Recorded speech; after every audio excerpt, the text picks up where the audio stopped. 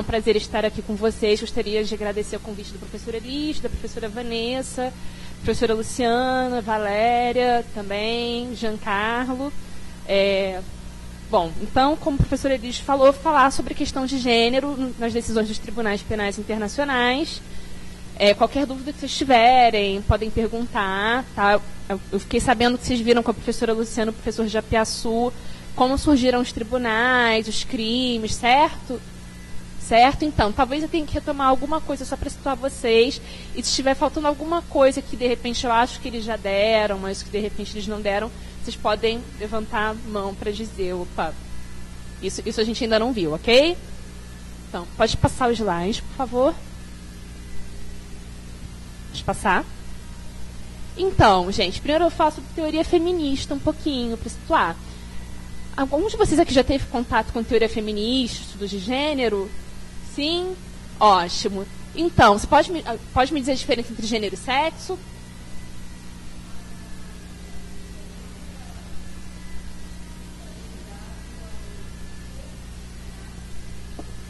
O sexo estaria ligado ao corpo, ao órgão sexual, aparelho que você tem, sexual. Quando nasce, se dividiria entre macho e fêmea.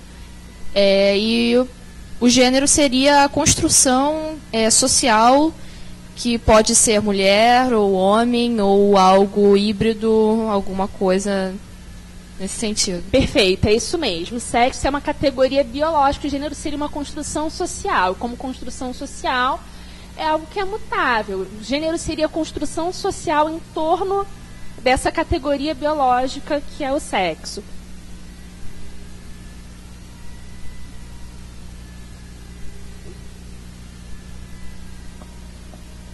Então, com base nesse conceito de gênero, que é o conceito central para a teoria feminista, vai haver a crítica das categorias binárias. O que são as categorias binárias? As categorias binárias são dicotomias que são construídas em torno dos gêneros masculino e feminino, como, por exemplo, ativo-passivo, deixa eu ver o que mais. Ativo-passivo assim, seria um bom exemplo, assim, como o masculino visto como ativo, o masculino visto como ativo e o feminino visto como passivo, ok? Seria um exemplo disso, ok? Aí, assim, as feministas vão justamente criticar essa noção, porque elas vão dizer que geralmente isso essencializa, né, a questão do que é ser mulher, do que é ser homem, e geralmente a categoria tida como feminina é vista como inferior, tem uma hierarquia entre as categorias binárias, ok? Bom, a negação da neutralidade da ciência, e aí há uma discussão de se o direito é uma ciência, mas vamos supor que seja, por isso também há uma negação da neutralidade do direito, das relações internacionais, de qualquer tipo de ciência, seja uma ciência biológica, uma ciência humana, social, exata, ok? E também, através da crítica ao direito, as feministas vão dizer o quê? O Estado, ele é masculino, ele tem um gênero. E quando isso vai aparecer mais, principalmente nas teorias feministas do direito internacional e das relações internacionais, justamente nos anos 90, que a gente assiste nos anos 90. Com o fim da Guerra Fria, a gente começa a ver uma certa desintegração de alguns estados nacionais, certo? E a gente vê várias identidades étnicas que tinham sido sufocadas durante o período da Guerra Fria reaparecerem. Com isso surgem alguns conflitos, né, algumas guerras civis, sim, e transparece muito nessa época assim, que há alguns estupros em massa durante esses conflitos. Alguns não, muitos. Isso é um fenômeno novo, esses estupros em massa durante os conflitos? A violência de gênero durante os conflitos? Não, de forma alguma. Já existia, por exemplo, em várias outras guerras já existia. Por exemplo, na Segunda Guerra Mundial, teve a questão da esterilização forçada das judias nos campos de concentração. Um outro exemplo é a questão, também na Segunda Guerra Mundial, de japoneses em alguns países asiáticos, como China, Coreia, raptarem as mulheres dessas nacionalidades para servirem de escravas sexuais, porém, na época, isso não se transparecia. Por quê? Porque a gente ainda não tinha esses meios de comunicação em massa que a gente tem atualmente. Isso é um fator. Com base nesses meios de comunicação em massa, essas informações elas começam a aparecer, sim, de forma mais rápida para a população. A sociedade civil, com base nesses meios de comunicação em massa, internet, ela tem uma atuação maior, sim. Isso são exemplos. E agora, vou passar aqui.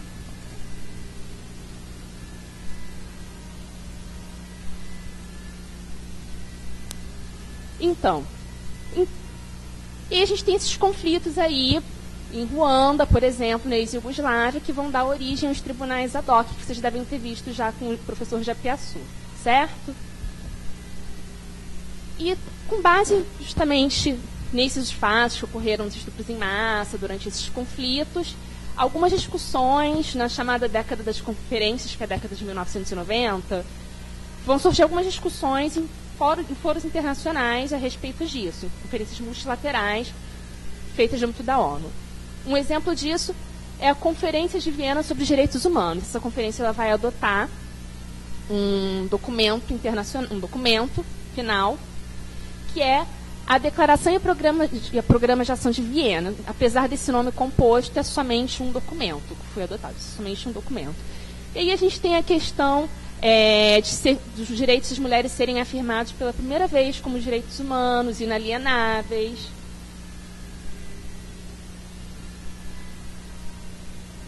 Sim, a questão da erradicação de todas as formas de discriminação contra a mulher, de violência contra a mulher também aparece. A violência baseada em gênero, todas as formas de violência sexual vão começar a ser consideradas como uma violação de direitos humanos. Sim. E esse documento vai justamente vincular a ONU, né, na questão da proteção dos direitos das mulheres. Todos os seus órgãos devem estar atentos à questão da proteção dos direitos das mulheres. É o que alguns autores vão chamar de gender mainstreaming. Sim, que todos os órgãos eles devem ter essa preocupação de gênero. Sim, a preocupação com a questão da mulher mais especificamente. Sim. E também é feita uma menção ao direito humanitário, certo? Mas particularmente a questão dos estupros, ocorrido em massa, como eles violam o direito da guerra, as convenções de Genebra, sim. Vai justamente demonstrar a preocupação com a questão da limpeza étnica que foi praticada. Por que limpeza étnica? Porque muitas vezes estupros, como eram sociedades patrilineares, a linearidade passava do pai para o filho, muitas vezes esses estupros eram cometidos justamente com a intenção de transmitir a etnia, uma etnia assim, que queria predominar, que às vezes era a etnia que estava cometendo um genocídio, que estava cometendo crimes de guerra. Sim. E vai condenar esses atos. E a gente também tem, em 1995, a Conferência de Pequim. A Conferência de Pequim foi a principal conferência sobre direitos das mulheres. Ela vai adotar 2 documentos principais. Um, que é a Declaração de Pequim, que é um documento, como o próprio nome diz, é uma declaração, sim, que vai enumerar princípios. E uma plataforma de ação, que é a Plataforma de Ação de Pequim. Essa plataforma vai estabelecer programas de ação para os estados, para a própria ONU.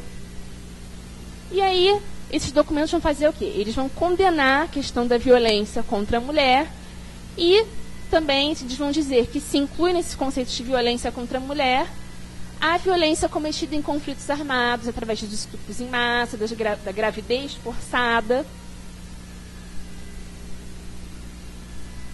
Esse documento também vai reconhecer a maior vulnerabilidade das mulheres pertencentes a algumas minorias nos conflitos armados, vai caracterizar a violência contra a mulher como manifestação de uma relação de poder, ou seja, inserida numa sociedade patriarcal.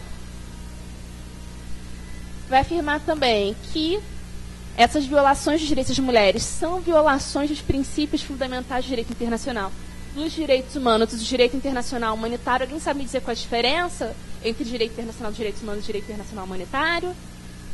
Sabe? Quem pode me falar?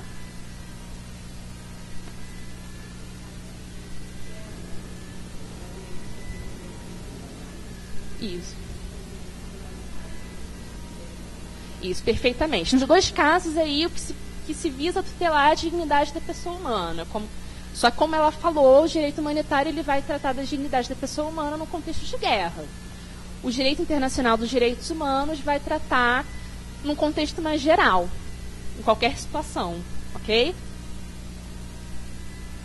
E também a Declaração e o Programa de Ação de Pequim vão afirmar que violações massivas de direitos humanos, como genocídio, limpeza étnica, são estratégias de guerra e estupro, incluindo estupros sistemáticos de mulheres em contextos de guerra, são práticas repugnantes, nas próprias palavras da declaração, e que, portanto, devem ser punidos. Sim, nesse ano de 1995 já tinham sido criados 2 tribunais, ok? O Tribunal da ex-Iugoslávia, em 1993, e o de Ruanda, em 1994. Então, justamente sendo estimulada a punição das pessoas que foram as responsáveis, os grandes responsáveis por esses crimes nos tribunais. Vamos lá. E também afirma-se que, embora comunidades inteiras sofram as consequências dos conflitos armados, as mulheres e as meninas elas são particularmente afetadas devido a seu status na sociedade, que geralmente é inferior. Aí a gente vai passar agora um pouquinho para as diferenças e para as semelhanças entre os genocídios da ex-Iugoslávia e de Ruanda, ok? Entre os conflitos, certo? Bom, aqui a gente tem as semelhanças. Uma das táticas de guerra que era utilizada, enfim, um dos objetivos de se utilizar o estupro como uma tática de guerra era a humilhação da vítima no seio da sociedade. Assim, geralmente é uma sociedade patriarcal. No caso da violência sexual praticada contra uma mulher, geralmente contra um homem, perdão. Isso também ocorreu, principalmente no caso da ex-Iugoslávia. Também como uma sociedade extremamente homofóbica, assim, que trata o homem que foi violado como se fosse uma mulher e, portanto, inferior, ok? E também seria uma forma de destruir as relações interpessoais naquela comunidade, visto que tanto a mulher quanto o homem que passassem por essa situação eram vistos como inferiores naquela sociedade, e, portanto, seus laços familiares, de amizade, muitas vezes acabavam sendo rompidos. E também era uma forma, no caso aí do estupro coletivo, sim, ou seja, quando vários perpetradores daquele crime se juntavam para cometer um estupro. Era uma forma de firmar uma lealdade, de reafirmar aquela identidade étnica. Isso foi uma semelhança que ocorreu nos dois casos.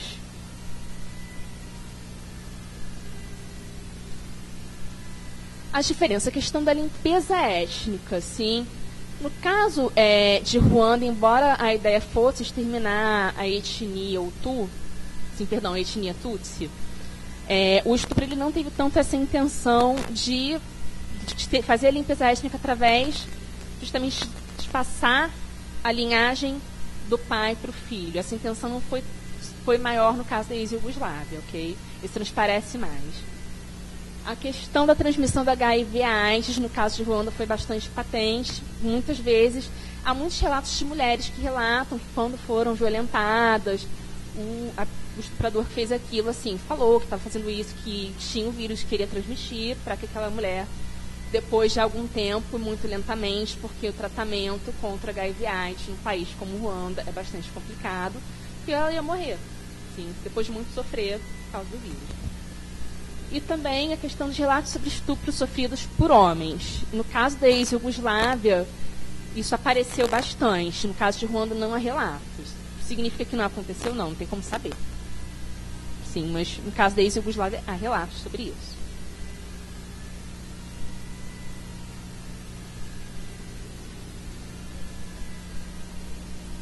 Gente, alguma dúvida até agora?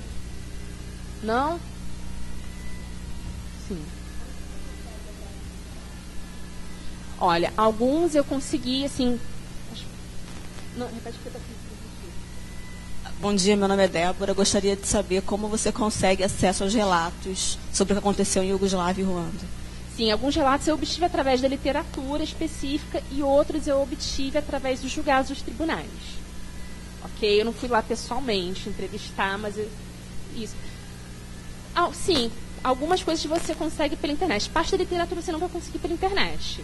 parte você tem que comprar o livro, mas os julgados dos tribunais você consegue pela internet facilmente. Estão disponíveis nos sites dos tribunais. Ok?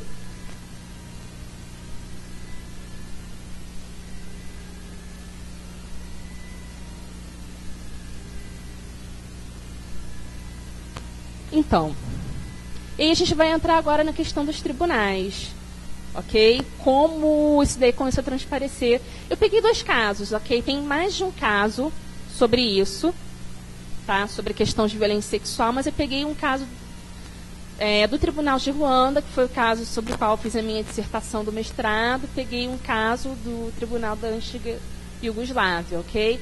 O caso que eu peguei para minha dissertação foi o caso Acaiaçu. Okay? Quem era o Acaiaçu? O Acaiaçu, ele era uma espécie de prefeito de Taba, que era a comunidade que ele morava. Sim. Simplificando muito, porque a estrutura política, administrativa ruandesa é bem diferente da nossa. Ok? E, nessa condição, ele tinha controle sobre a polícia ali, naquela comunidade. Ok? Ele era o superior hierárquico. Como superior hierárquico, ele é responsável pela conduta dos seus subordinados. Se ele simplesmente sabia que havia o risco de que os seus subordinados fossem cometer alguma conduta ilícita perante o direito penal internacional, ok? Ou então, se ele simplesmente não punisse os seus subordinados por isso, ele como superior hierárquico, pode ser punido perante esses tribunais, ok? E por que os subordinados não podem ser? Alguém lembra? Vocês viram os princípios do direito penal internacional nas outras aulas? Perdão?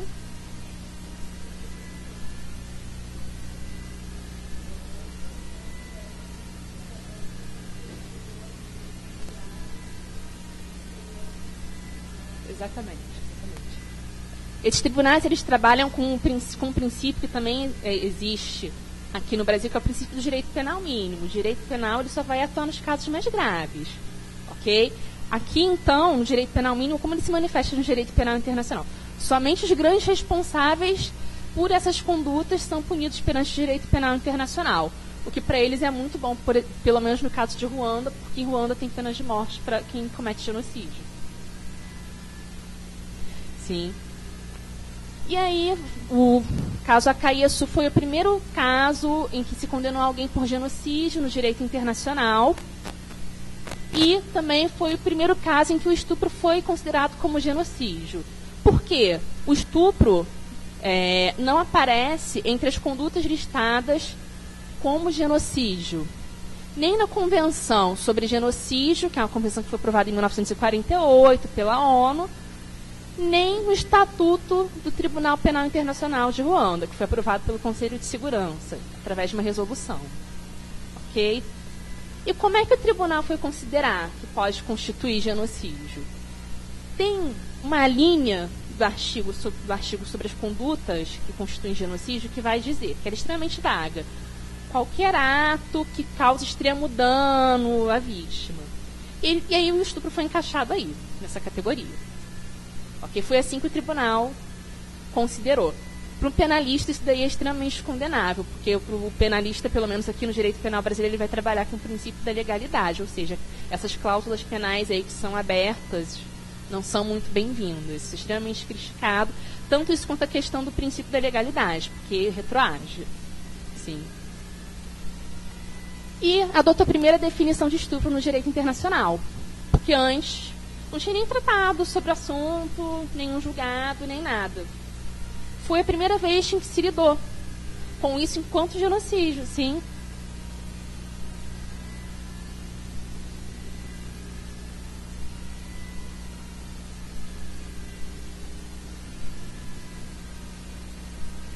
Então, a definição que foi adotada pelo tribunal foi essa: uma invasão física de natureza sexual cometida sobre uma pessoa sob circunstâncias coercitivas. O tribunal considera a violência sexual, que inclui o estupro, como qualquer ato de natureza sexual que é cometido sobre uma pessoa sob circunstâncias que são coercitivas. A violência sexual não é limitada apenas a uma invasão física do corpo humano e pode incluir atos que não envolvem penetração. e sequer contato físico, ok? A violência sexual, ela pressupõe, sim, um contato... o estupro, ele pressupõe um contato físico, ok?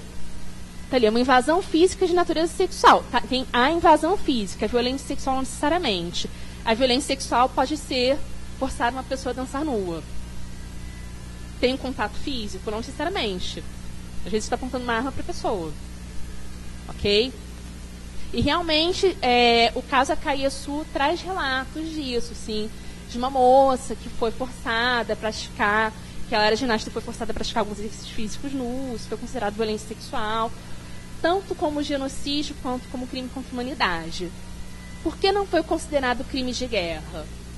Porque o crime de guerra ele tem dois pressupostos. Além de ser cometido numa situação de guerra, que é o caso aqui, tem que ficar demonstrado que a pessoa que cometeu o crime tinha noção de que aquilo ali era um contexto de guerra. Isso não foi provado. Ok? E qual é a novidade dessa definição? Vocês podem perceber que não é uma definição mecânica, que não está narrando atos específicos? Perceberam isso? Bem patente, né? A grande novidade é essa. Ok? Justamente, isso foi muito aplaudido do ponto de vista, assim, das feministas, assim, que elas militaram bastante, na época do caso Akayesu, a respeito disso. Ok? Foi uma definição que não foi mecânica, que levou em consideração a questão dos direitos das mulheres.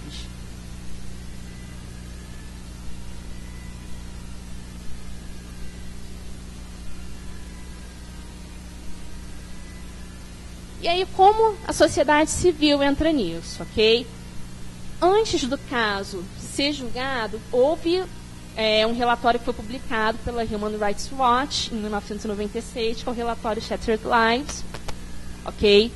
E que é um relatório que ele não vai falar do caso Akayesu especificamente, mas ele vai falar da questão da mulher no genocídio em Ruanda. E esse relatório ele já trazia uma demanda de que o estupro pudesse ser considerado genocídio quando estivessem presentes os pressupostos para que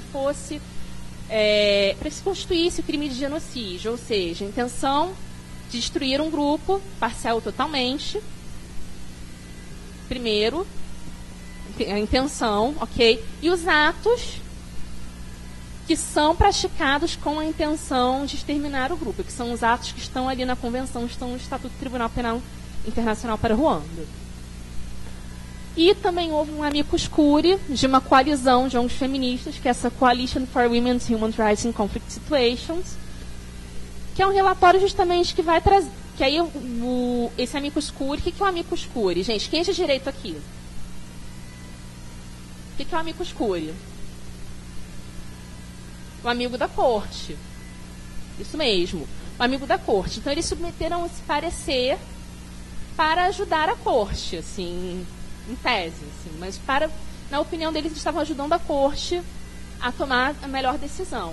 Esse parecer, ele não aparece nos case records, são os autos do processo. Não aparecem os autos do processo, embora os relatos são de que essa coalizão recebeu um fax confirmando que o parecer de amicus curiae foi recebido pelo tribunal, porém o tribunal fez alguma menção aos vários pareceres recebidos ao longo do processo, ok?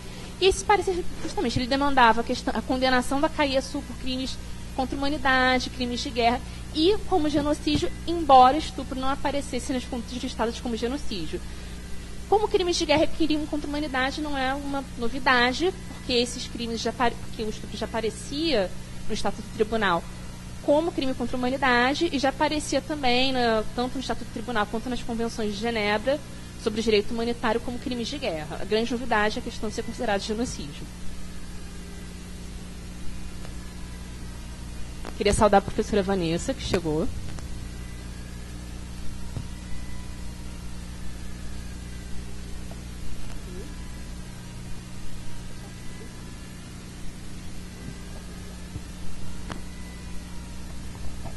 Oi, aqui. Desculpa. Eu tenho duas dúvidas, desculpa. Não, é porque não ficou muito claro para mim Aí eu queria saber, qualquer violação sexual é considerada genocídio? Não, não. Só o estupro? Não, qualquer violação sexual pode ser considerada genocídio, não é só o estupro, não. Ok? Mas o que tem que estar presente aí? Os elementos do crime de genocídio. Aí, pessoal direito, a gente tem que ter o quê? O elemento subjetivo e o elemento objetivo, certo? O que é o elemento subjetivo? Seria a vontade da pessoa praticar o ato, ok? Por exemplo, aí seria a intenção de destruir o grupo no todo ou em parte, ok? E o elemento objetivo. Aí é aquilo assim, que está na lei, que está dizendo que é o ato que a pessoa tem que praticar, ok? E aí a gente tem uma série de atos. Homicídio seria um deles, ok? Só para ficar claro, a violência sexual também pode ser considerada, ok? Aí aqui a gente vai chegar no casinho que eu escolhi para o Tribunal Penal Internacional para a ex-Iugoslávia, tá? Que é um caso que me interessa muito. Não tem nenhum caso assim que a literatura considere como sendo o mais relevante do Tribunal Penal Internacional para a ex-Iugoslávia, ao contrário do que acontece com o Tribunal Penal Internacional para a Ruanda, que todo mundo afirma é o caso mais importante do tribunal, o caso Akayesu. Então eu escolhi um caso que, na verdade, eu acho que, na minha opinião, ele tem uma coisinha diferente dos outros, porque ele trata da questão de violação sexual sofrida por homens. Ok? Então, isso aqui são os réus, tem mais de um réu no processo, ok? Todos foram condenados. O Delalic, alguns eu não consigo pronunciar o nome, ok, gente? Porque são croatas e eu não falo nada disso, ok? Mas, como eu falava, teve a questão da violência sexual praticada contra homens e contra mulheres. Eles trabalhavam, ok? Eles tinham uma posição assim superior e hierárquico. No campo de concentração, que era uma prisão de Celebice, por isso que o nome do caso é esse, porque os atos ocorreram todos ali. Só que dessa vez não foi só por causa da questão do superior hierárquico, não. Alguns cometeram os atos, alguns cometeram os atos pessoalmente. Sim. Ok? E aí os relatos são justamente da questão do estupro de mulheres, assim, muitas vezes do estupro em grupo, que é algo que há em comum entre os dois casos, o caso Akayesu e esse caso. E tem a questão, assim, tem uma narrativa desse caso que parece que eles forçaram um homem a fazer sexo oral em outro. E qual é a ideia disso? É subjugar. É dizer, você é uma mulherzinha, assim. É uma forma de humilhar. Ok? E isso daí é o quê? Violência de gênero também. Gênero não é uma construção social? Ele não está tentando demonstrar que o gênero do outro, a construção social em torno daquela pessoa é outra que não o sexo biológico dele? É uma violência de gênero também. Ok?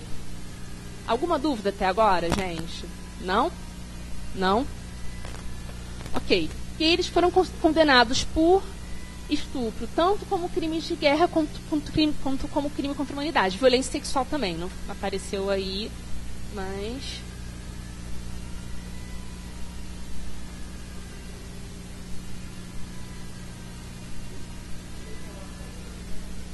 Ah, sim. Então vamos lembrar, você quer saber a diferença? Ok. O crime de genocídio é aquilo que eu falei. Ele é um crime que ele é cometido por alguém que tem a intenção de exterminar no todo ou em parte um determinado grupo étnico, nacional, religioso, e tem uma outra categoria que agora eu esqueci, mas são 4 grupos específicos, ok? Ele não entra, por exemplo, um grupo político, porque são categorias que são consideradas como sendo categorias fixas, ok? Isso significa o quê? Que necessariamente tem que haver etnia? Não, mas tem aquilo ali tem que ser percebido pela população que está envolvida como uma etnia, como uma categoria fixa. Por exemplo, no caso ruandês. Okay? No caso ruandês, o que aconteceu? O colonizador belga, quando ele chegou, entre os Tutsis e os Hutus, que foram as etnias que estavam guerreando na época desse genocídio, havia uma mobilidade entre eles. Mas a etnia não é uma categoria fixa. Então, foi construída uma etnia. E as pessoas acreditavam tanto nisso que nas carteiras de identidade delas aparecia etnia. Pra você ter uma ideia. E isso facilita muito o trabalho dos genocidas. Porque era só pegar a carteira de identidade e ver. Você é Tutsi. Ok? Exatamente, uma etnia construída pelo colonizador e que se perpetuou ali. As pessoas ficaram achando que realmente elas pertenciam a etnias diferentes, quando na verdade não pertenciam. Ok? No caso, o crime contra a humanidade, na verdade, é uma série de condutas que elas são listadas ali e são condutas que são dirigidas a uma população civil determinada. Não necessariamente a um grupo étnico, pode ser direcionado a um grupo étnico, ok? Mas pode ser um grupo político e tem uma diferença. Não há intenção de exterminar o grupo necessariamente, ok? E qual é o elemento subjetivo aí? A intenção de cometer aquelas condutas que estão ali direcionadas àquele grupo, certo? E o crime de guerra é o crime justamente que vai contra as normas de direito humanitário, ok? Contra a dignidade da pessoa humana em tempos de guerra. E o elemento subjetivo, a vontade de cometer aquelas condutas com o conhecimento de que se está no contexto de guerra. Fechou, gente? Deu para entender? Ok? Mais alguma dúvida? Não?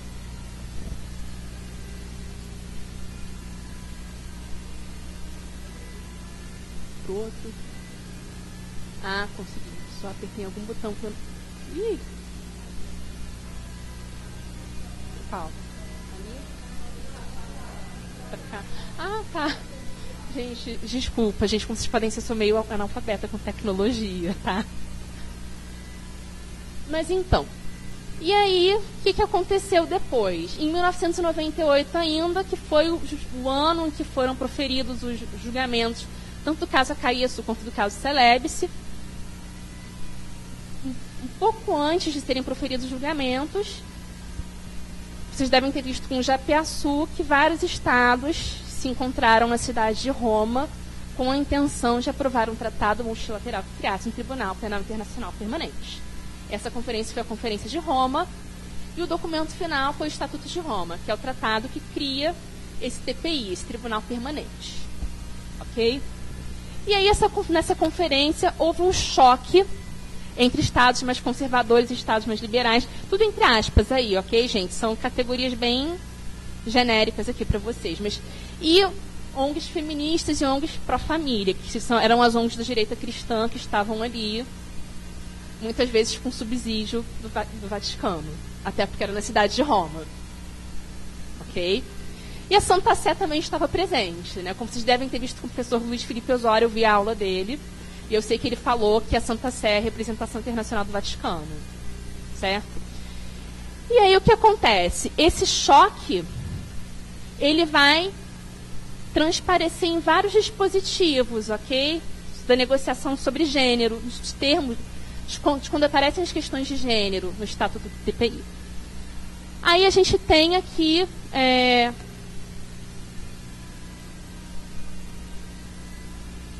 consegui. E a gente tem aqui, isso aqui não apareceu no Estatuto, a questão do estupro como podendo constituir genocídio, até porque isso daí foi antes do caso Acaiço, que realmente foi um marco d'água. Foi um marco d'água, foi um marco nesse sentido, foi um divisor de águas, ok? Ele aparece no quê? Nos elementos do crime, gente. Os elementos dos crimes é um documento que foi aprovado pela Assembleia dos Estados-Partes do Estatuto de Roma, ok? E que já era previsto no Estatuto do TPI, e que ele vai definir um pouco melhor os crimes. E ele vai dizer ali, em algum momento, que o estupro pode sim constituir genocídio, desde que presente aqueles pressupostos que eu falei, para o crime de genocídio. Ok? E ele vai trazer a agressão sexual, a escravidão sexual, também prostituição forçada, gravidez forçada, esterilização forçada ou qualquer outra forma de violência no campo sexual, como crime contra a humanidade, como crimes de guerra. A questão da gravidez forçada tem uma questão muito interessante aí que aconteceu nas negociações. O que é o crime de gravidez forçada? É não somente provocar aquela gravidez, como forçar a mulher a manter aquela gravidez até o final. E teve uma polêmica nisso, nessa questão, por causa da questão do aborto, né? Mas alguns países mais católicos, como a Irlanda, a direita cristã, a Santa Sé, se incomodaram um pouco com o fato da gravidez forçada aparecer, porque na visão deles aquilo ali poderia parecer que o aborto deveria ser descriminalizado. Foi adotada uma cláusula ali dizendo que isso não implicava numa obrigação de descriminalização do aborto pelos países parte do TPI, ok? E isso daí é uma marca justamente desse choque. A questão da perseguição baseada em gênero aparece como crime contra a humanidade. Também aparece a questão da aplicação do direito. O direito ele não pode ser aplicado discriminatoriamente em relação a gênero pelo TPI. O procurador ele tem que nomear assessores especializados em violência sexual, em gênero. Sim.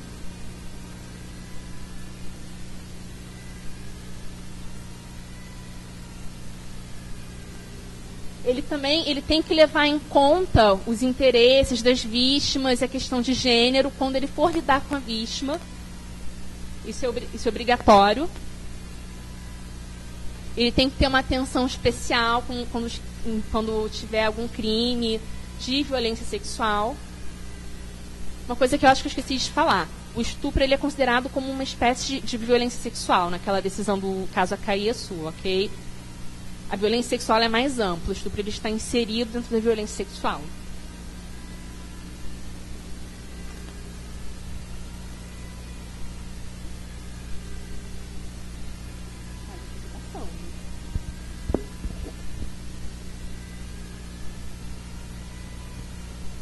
O tribunal ele tem que adotar medidas justamente para garantir assim a dignidade daquelas vítimas. E nisso ele tem que levar em consideração o gênero da vítima, tem que levar em questão a questão da violência sexual, a questão da violência contra a criança também. Sim. E o que gênero significa para o TPI? E aí a grande marca do choque que ocorreu na Conferência de Roma. Então, aqui temos a definição. Para efeitos do presente estatuto, entende-se que o termo gênero abrange os sexos masculino e feminino dentro do contexto da sociedade, não devendo ser atribuído qualquer outro significado. Alguém tem alguma consideração a fazer a respeito dessa definição? Não? Vocês perceberam que fala de sexo e de construção social ao mesmo tempo? Abrange os sexos masculino e feminino dentro do contexto da sociedade. Certo? Vocês lembram que eu falei, no princípio, para a teoria feminista, sexo e gênero são coisas distintas? A gente viu que sexo é um dado biológico e gênero é uma construção social. Uma das bandeiras do movimento feminista, aí, na verdade, o movimento feminista acabou cedendo para inserir uma cláusula assim, por causa dos estados mais conservadores, uns para a família, entre aspas, porque eles só vê, é só uma visão de família, sim. Esses estados, eles não queriam que fosse inserido o termo gênero. Por quê? Porque para eles isso daí poderia significar que fosse considerado crime, que o Estado não permitisse a união civil homossexual. Em alguns estados, o homossexualismo é considerado crime, muitas vezes punido com pena de morte. Esses estados ficaram bastante receosos com isso, certo? E tem uma questão assim de crença, também religiosa, que para algumas pessoas isso não é aceitável, infelizmente. Isso acontece. E aí o que todo mundo parou e pensou? Vamos ter que definir gênero. Já que aparece tantas vezes no estatuto o termo gênero, vamos ter que definir. E aí ficou aquela briga, mas o que significa? O movimento feminista queria que dissesse, uma construção social. Né? E as ONGs pró-família, entre aspas, Vaticano, né, Santa Sé e outros estados consideravam o quê? Que não, é homem e mulher, ponto. E aí foi dada essa definição um pouco ambígua, justamente para se chegar a um consenso. Que infelizmente isso acontece nas negociações internacionais. São vários países, são várias culturas diferentes, certo? E para se chegar a um consenso, muitas vezes tem que se adotar uma cláusula aberta. E esse é o caso. Mais alguma dúvida até aqui, gente? Não? Não? E tem 2 casos concluídos aí. O caso Lubanga, os 2 são da República Democrática do Congo, ok? E o caso Germain Katanga e Mathieu, não consigo pronunciar o sobrenome dele, gente. Ok? Ok, desculpa. Não falo esse idioma. Mathieu eu consigo porque é francês, né? Porque como também foi colônia belga, então os primeiros nomes são franceses, geralmente. Ok?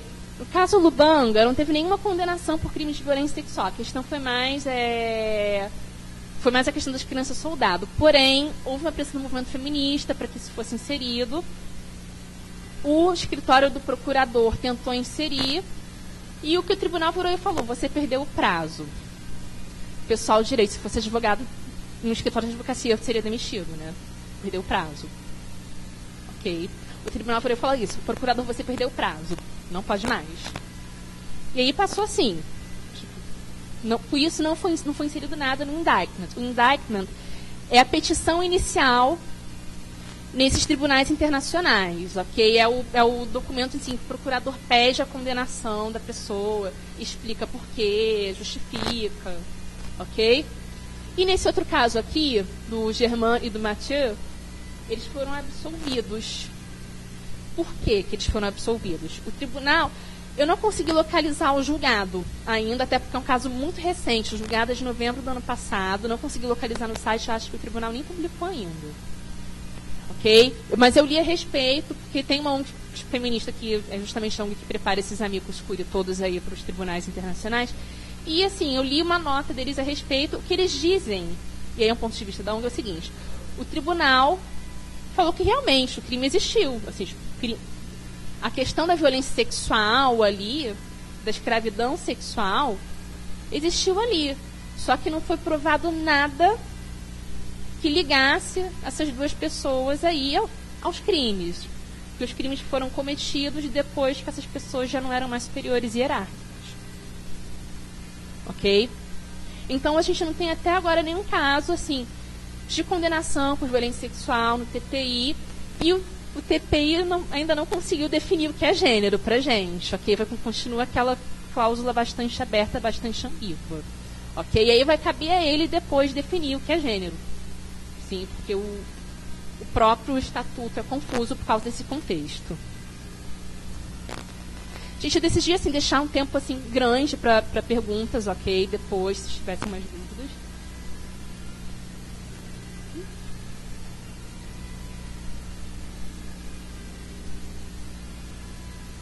Eu deixei alguns links importantes para vocês. O link do Tribunal Penal Internacional para a ex-Iugoslávia. O link do Tribunal Penal Internacional para Ruanda. Do Tribunal Penal Internacional Permanente. Do Women's Caucus for Gender Justice, que é a principal ONG feminista que trabalha com violência de gênero nos tribunais penais internacionais. E o outro aqui eu coloquei o link para o tal do relatório da Human Rights Watch, que é um relatório que, embora ele não seja citado no caso Acaiaçu, tem passagens que são muito similares. Assim, eu desconfio de que houve, sim, uma influência desse relatório na decisão do caso Acaiaçu. Embora isso daí não possa ser provado diretamente, mas eu desconfio que houve. Ok?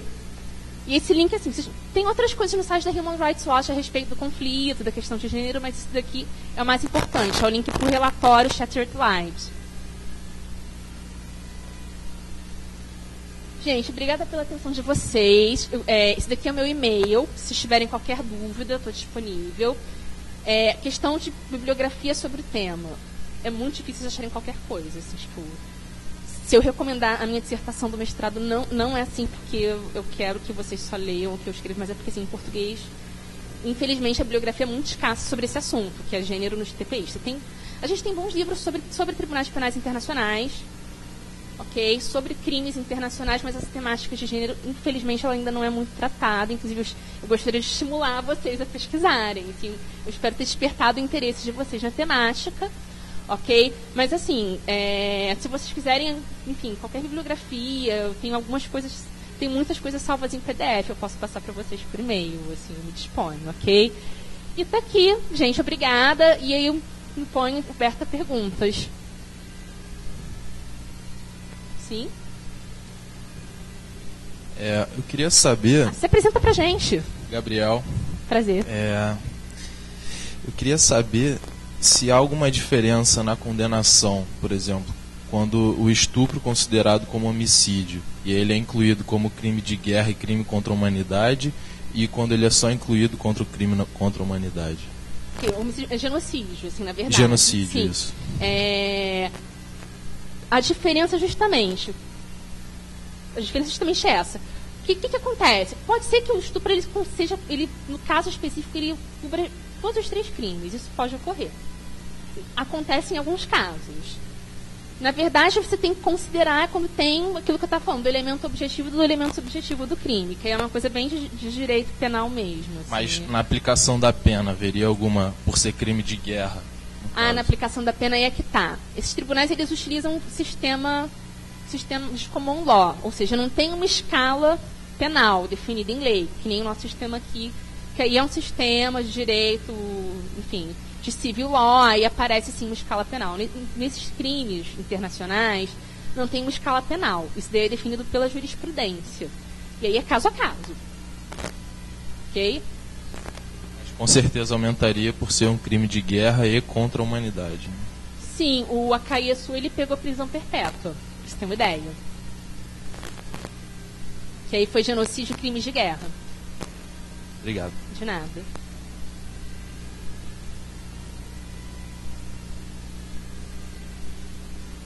Mais alguma?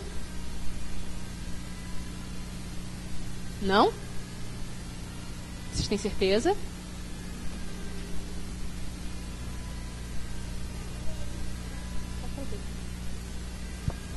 Na verdade, é mais ou menos o que ele perguntou mesmo, mas no sentido se...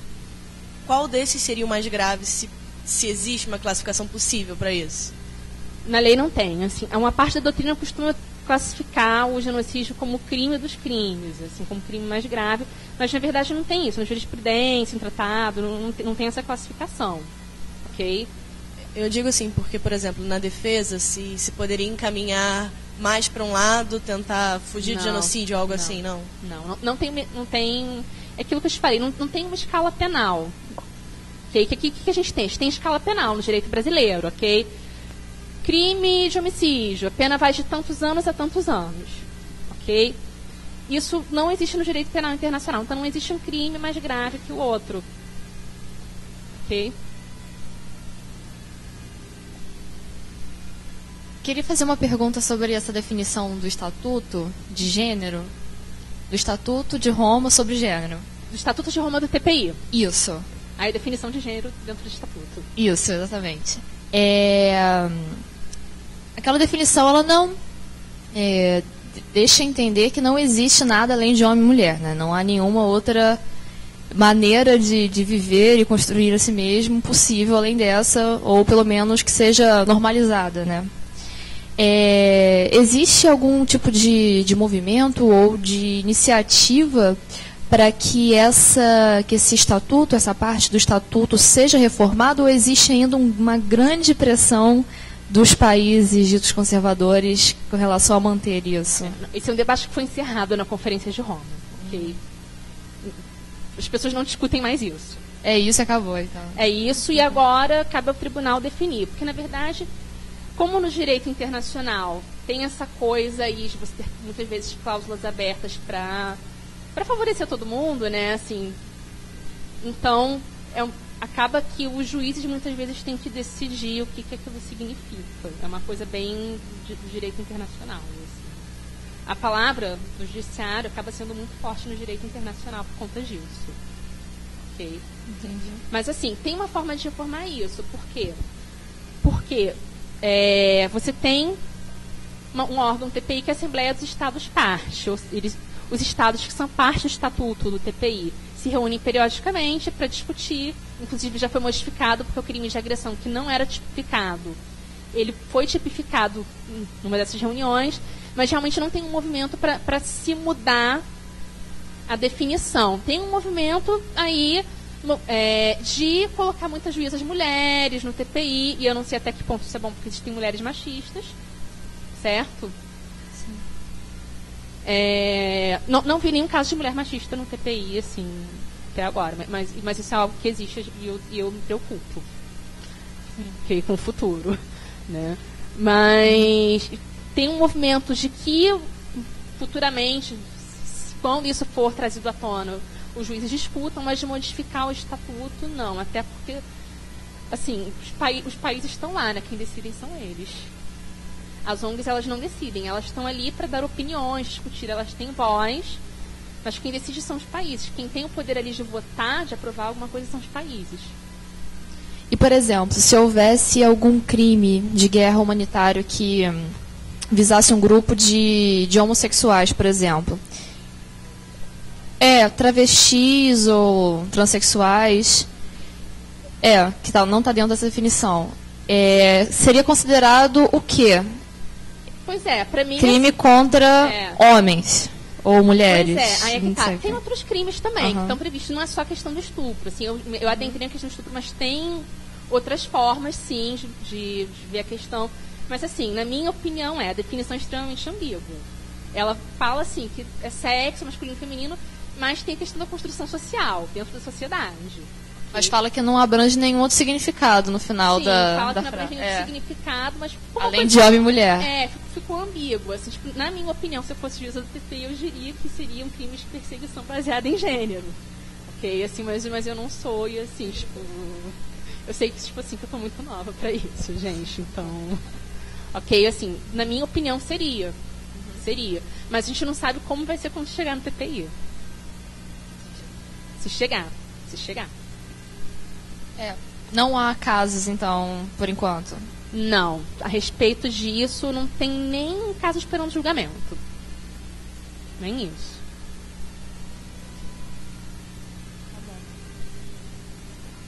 Gente, mais alguma pergunta?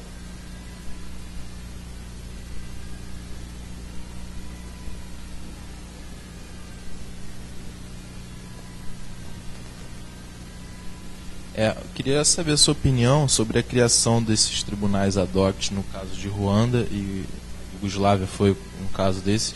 E eu não sei se já nessa época havia o próprio direito fundamental ao devido processo legal, que no caso... Não, com certeza. É um tribunal de exceção, que é um tribunal que retroage à data dos fatos, ok? E isso realmente é bastante problemático. Você veria como uma ponderação de interesses, no caso? Eu vejo sim, eu vejo como uma questão de direito penal simbólico, com certeza. Eu acho que, e pra mim, assim, é show trial, é pra mostrar, olha, nós, países do Conselho de Segurança, criamos um tribunal que julga as pessoas malvadinhas que cometeram crimes. Assim, quando a coisa... Eu acho melhor eles serem condenados por esses tribunais do que em seus países. Porque em Ruanda, não só tem pena de morte para quem cometeu genocídio, a lei que eles criaram sobre genocídio retroage a data dos fatos, ok? E o sistema carcerário ruandês, a gente acha que o nosso sistema carcerário é ruim, tipo, o deles é muito pior. E o sistema judiciário do país ainda está completamente fragmentado, é um país que passou por uma guerra civil horrorosa. Eu acho melhor eles serem julgados ali do que em Ruanda. Ok? Mas eu acho que é um tribunal de exceção. Meu nome é Danilo. Eu sou lá do Ladi também. Prazer, Danilo. Eu tenho uma dúvida a respeito da possibilidade da existência de pena de morte ainda em muitos estados para homossexuais, por exemplo. Se isso poderia ser considerado a mera existência, a mera positivação, existência desse tipo de pena no ordenamento, se isso pode ser considerado uma violência de gênero institucionalizada pelos estados e punida de alguma forma pelo TPI. É uma violência de gênero institucionalizada, mas não poderia ser punida só a positivação. Tem que ter realmente o homicídio. Mas nesse caso, quem seria punido pelo TPI? Quem executa a pena ou então quem... O mandante. É o superior hierárquico. Porque é aquilo que eu estava falando. No direito penal internacional prevalece o princípio da intervenção mínima do direito penal. Ok? Só vão ser punidos os casos mais graves e vão ser justamente punidos os mandantes, que são os cabeças ali. O cara que está só executando, ele não tem controle sobre aquilo. Eu posso estar enganado, eu não lembro se foi em Uganda, mas há pouco tempo atrás estava se discutindo na internet uma espécie de petição internacional para evitar que se institucionalizasse a pena de morte a homossexuais em Uganda. E aí isso passou pela minha cabeça agora, se de repente realmente o ingresso desse tipo de crime, entre aspas, no ordenamento já poderia, assim, de alguma forma... Eu acho difícil, assim, a questão da positivação acontecer. Por quê? Quem vai aprovar a lei que vai positivar isso? O legislativo, certo? A gente pra caramba, né? Assim. Pois é. Então, assim, eu acho que é justamente a questão, assim, do mandante ali, assim, tipo, a pessoa que está institucionalizando a política criminal que prevista naquela lei. Assim, é a minha visão. Entendi. Então, caso essa pena seja implementada algum dia em Uganda, é possível que haja uma condenação por parte do Tribunal Penal Internacional. Sim. Porque talvez essa questão da positivação entrasse na questão de perseguição de gênero. Ok? Mas o homicídio, por exemplo, o homicídio, só ele está previsto em lei, não pode ser punido como crime contra a humanidade. Ele é um crime contra a humanidade, o homicídio, mas aí só a positivação desse homicídio não. Tem que ocorrer o homicídio. Entendeu? Oi, Camila. Meu nome é Luíse. Aqui. Oi. Oi. Tem algumas perguntas. Você que está estudando essa questão, como está vendo um panorama, né, de evolução de gênero nos tribunais, como você considera que nós estamos atualmente, se teve avanços? O que você considera que seriam as principais bandeiras, né, da questão de gênero agora em relação aos tribunais internacionais? E a questão da Líbia, do Gaddafi, até que publicaram um livro dizendo que ele tinha um harém, tinha estupros coletivos, muitas coisas. Se você está sabendo de alguma coisa, se tem alguma previsão de haver um julgamento em relação a isso. Olha só, para a Líbia agora não vai mais ter nada, porque o Gaddafi morreu, gente, assim. Então, mas assim, se estivesse vivo, tinha uma acusação realmente de que ele estava sendo fornecido Viagra para os soldados para eles estuprarem as mulheres, assim. Tinha essa acusação, isso chegou no TPI, mas agora que ele morreu não vai ser julgado. Daí não, mesmo que tenham abaixo dele tivesse outros comandantes, como ele era... Exatamente. Ah, tá. Que é o cabeça ali que é julgado.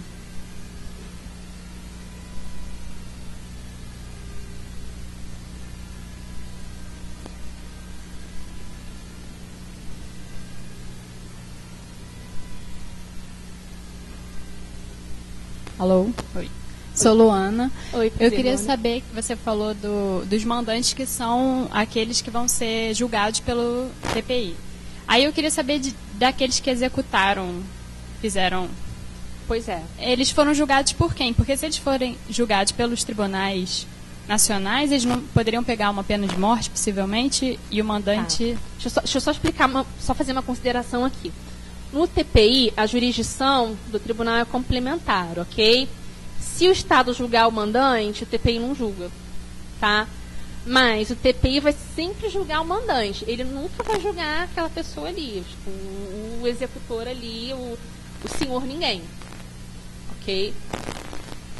Como vai acontecer? Isso daí vai depender do direito interno do Estado. No caso ruandês, eu posso dizer que é a pior coisa possível. Assim, o cara foi só o executor e ele está numa situação muito pior que o mandante. Em Ruanda.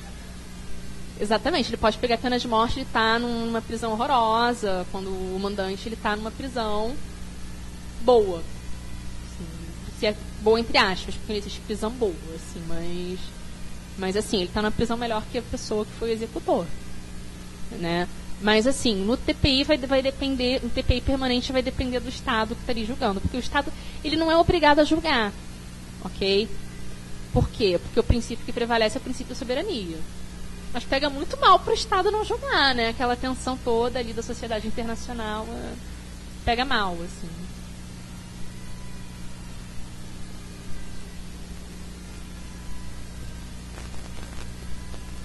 Mais alguma coisa, gente? Não?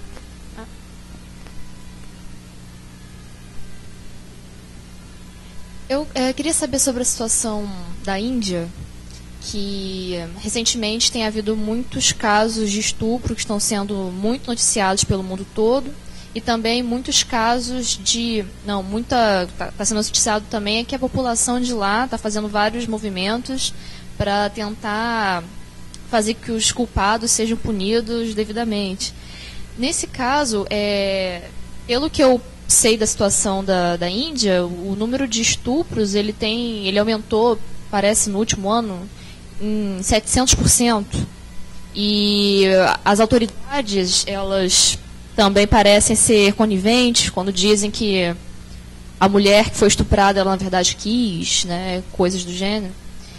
Nesse caso, se alguém quisesse denunciar para uma instância internacional, visto que dentro do Estado não há um aparato que possa apoiar as mulheres, seria mais para Conselho de Direitos Humanos, né? Olha, exatamente. Por TPI não seria, porque não é genocídio, não é crime contra a humanidade, também não é crime de guerra. Isso daí eu vou dizer com certeza.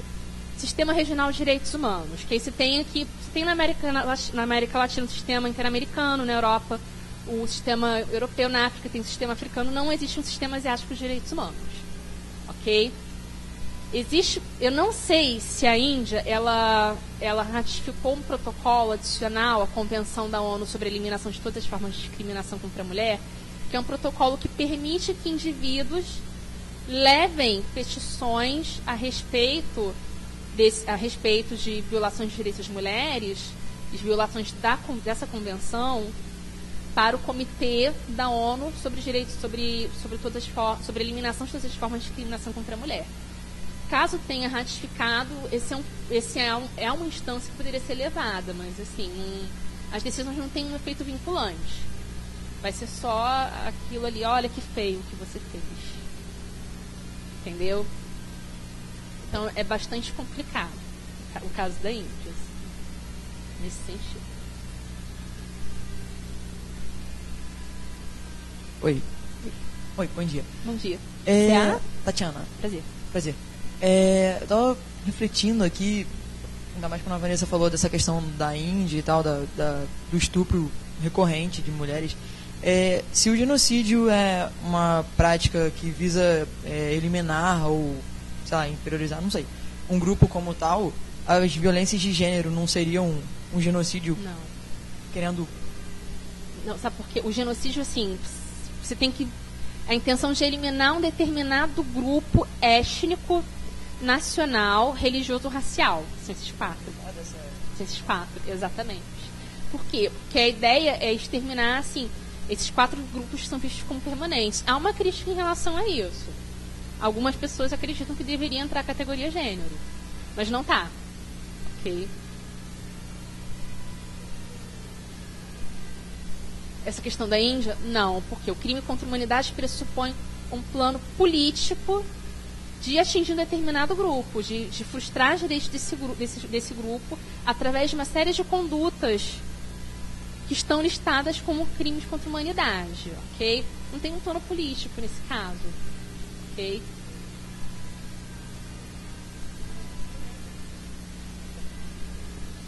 Mas em cima do que ela falou, no caso do Estado ter esse tipo de medida apática nesse sentido, isso não pode ser considerado? Não. É uma violação de direitos humanos. Existe uma diferença. O crime contra a humanidade, ele é um crime que ele pressupõe conhecimento da pessoa de que está cometendo aquela conduta, um plano político de cometer aquela conduta, ou seja, geralmente é um ente estatal, alguma coisa assim, ok?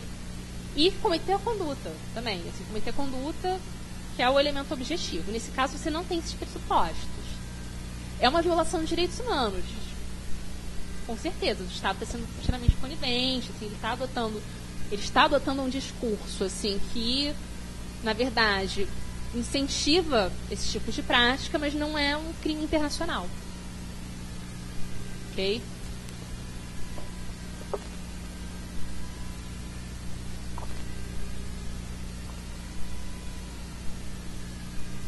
Mais alguma dúvida, gente? Não?